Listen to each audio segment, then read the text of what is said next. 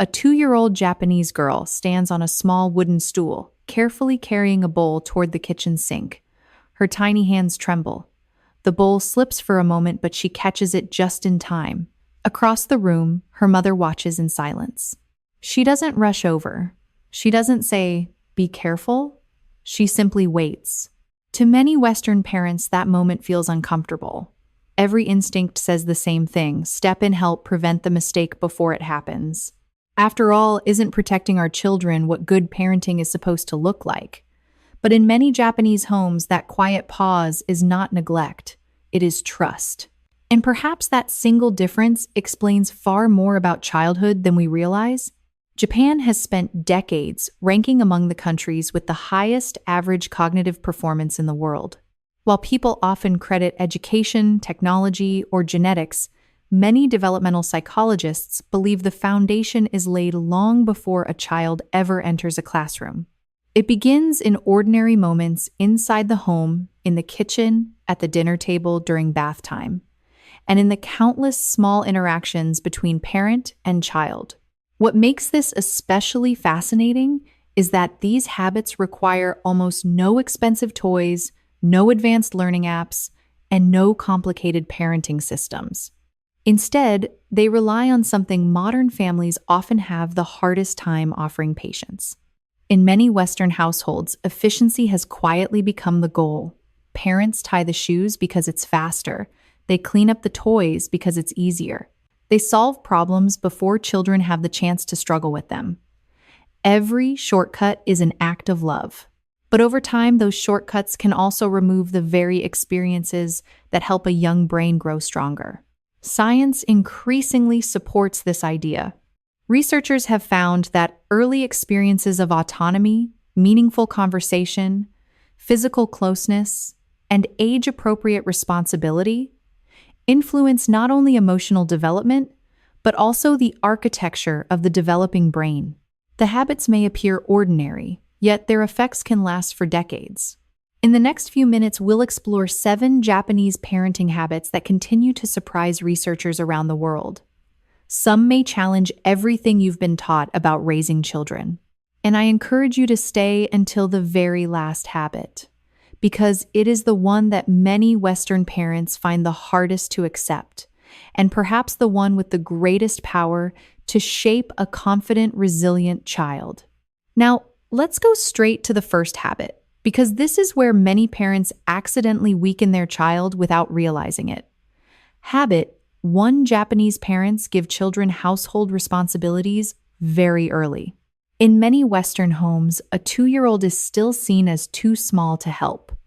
Too small to carry a cup. Too small to put shoes away. Too small to clean a spill. So the parent steps in and does everything faster.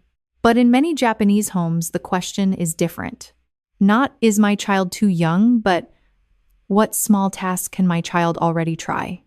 A child may carry napkins to the table place, toys back in a basket, wipe the floor with a tiny cloth, or put shoes neatly by the door. These tasks look simple, but they quietly teach the brain something powerful. I am useful. I can contribute. I am part of this home.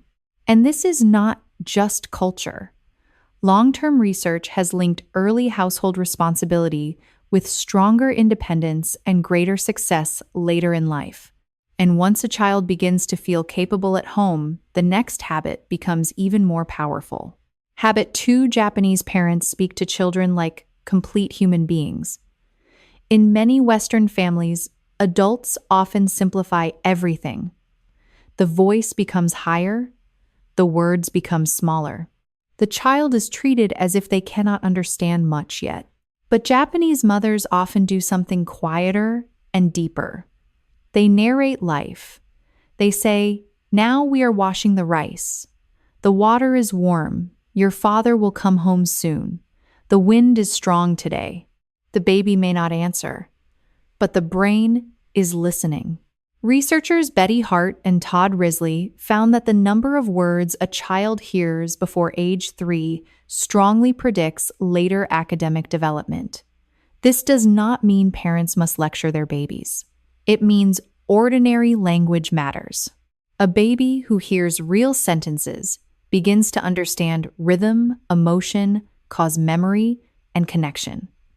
The Japanese approach keeps the warmth but removes the dumbing down. And when a child is spoken to with respect, they slowly begin to act with more awareness. But words alone are not enough. A child also needs space to struggle. Habit 3: Japanese parents allow children to solve small problems by themselves.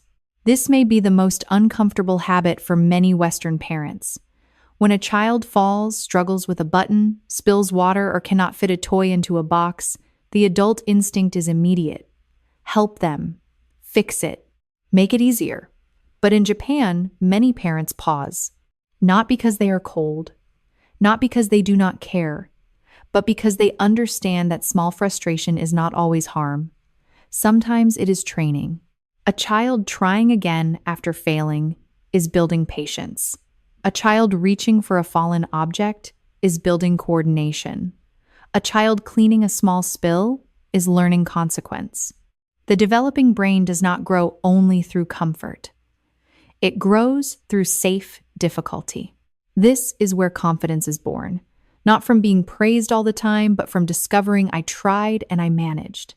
And for a child, that feeling can become the beginning of real inner strength. But independence grows best when it is rooted in emotional security.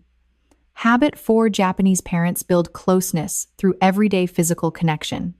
In many Western cultures, independence often means creating distance early. Babies are encouraged to sleep alone, spend more time in strollers, and learn to self-soothe as quickly as possible. In Japan, the philosophy is almost the opposite. A child first experiences deep connection before being asked to become independent. This practice reflects the Japanese appreciation for the meaningful space created by trust rather than separation. Daily bathing together, carrying babies close to the body, and frequent physical affection help regulate stress during the earliest years of life. Research in developmental psychology has shown that consistent skin-to-skin contact influences the genes involved in stress regulation. Other studies have linked early physical closeness to lower cortisol levels, stronger emotional regulation, and improved cognitive development later in childhood. Ironically, children who feel the safest often become the most confident explorers. Tonight, try one simple change. Put your phone away for 10 uninterrupted minutes. Hold your child read together or simply sit in silence. Sometimes the brain grows strongest through closeness, not stimulation. Now that emotional security is in place, the next foundation is built one meal at a time.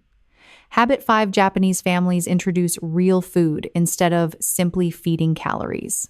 Many Western parents understandably choose convenience.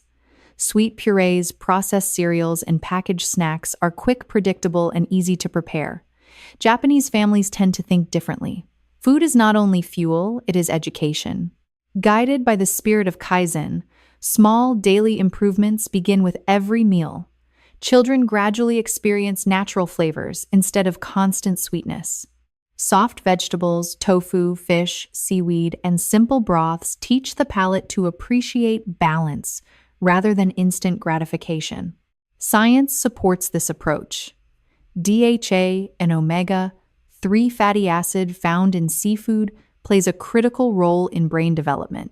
Long-term studies, including research from the University of Bristol, found that greater seafood intake during pregnancy and early childhood was associated with stronger language ability, motor skills, and social development.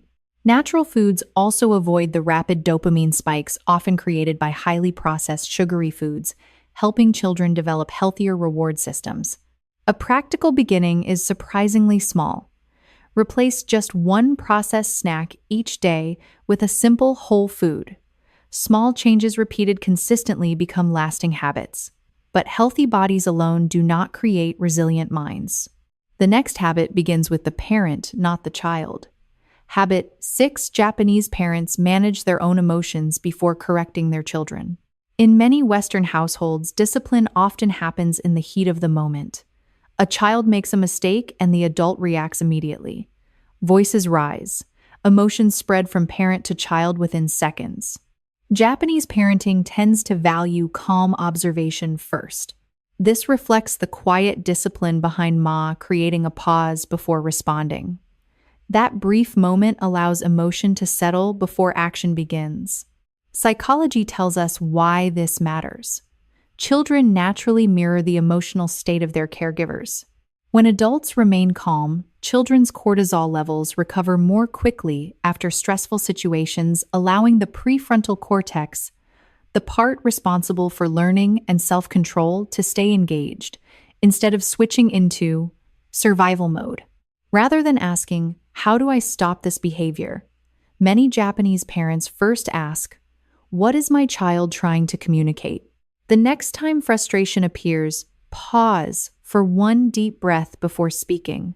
That single pause may change not only your response but your child's developing emotional patterns.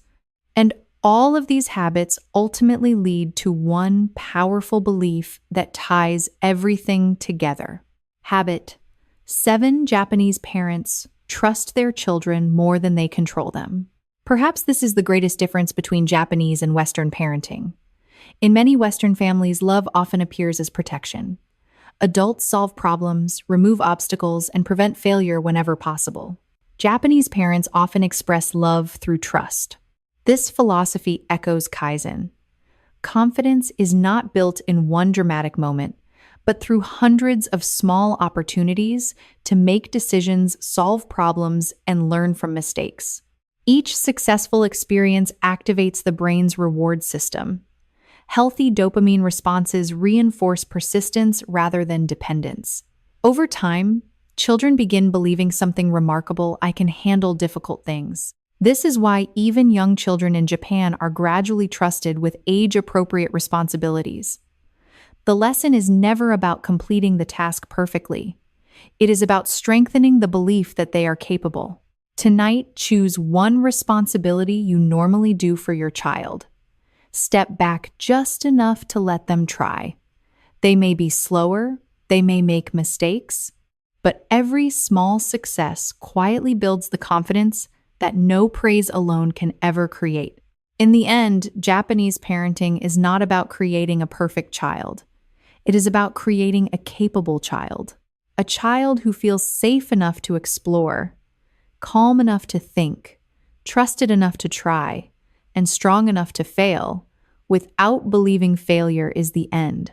Perhaps this is one reason Japanese children are often associated with strong discipline, independence, and high cognitive performance, not because their parents do everything perfectly, but because, from very early on, many Japanese homes send one quiet message again and again: you are capable, you can help, you can listen, you can try again. And maybe this is the lesson we need most. Raising a smarter child does not always begin with more lessons, more apps, or more pressure. Sometimes it begins with stepping back, speaking gently, offering real responsibility, and allowing the child's mind to grow through ordinary life. So tonight, choose just one small thing. Let your child carry something clean, choose something, or try something without rushing in too quickly. I believe you can do this well. Not perfectly, but patiently. Tell me in the comments which Japanese parenting habit surprised you the most. If this changed the way you think about raising children, share it with one parent who needs to hear it. And if you want more lessons from Japanese daily life, remember to like and subscribe. I'll see you in the next video.